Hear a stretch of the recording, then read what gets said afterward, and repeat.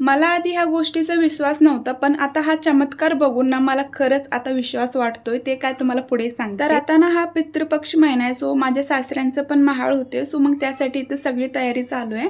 तर इथं बघा गवारीची शेंग, भेंडी, कारलं हे सगळं ना आपल्याला फक्त तेलामध्ये फ्राय करून घ्यायचं असतं. मीठ वगैरे काही टाकायचं नसतं.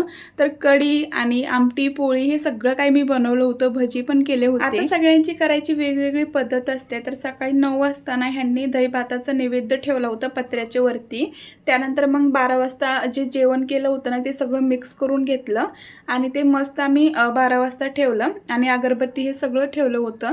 तर ॲक्च्युली झालं असं की सकाळी ना 6:30 वाजता करेक्ट इथं गॅलरीवरती ना कावळा येऊन वरडत होता. तर असं कधीच झालं नाही. कबूतर, चिमणीही येतातच, पण कावळा येऊन कधीच असा वरडला नाही. म्हणजे की त्यांनी आम्हाला येऊन उठवलं.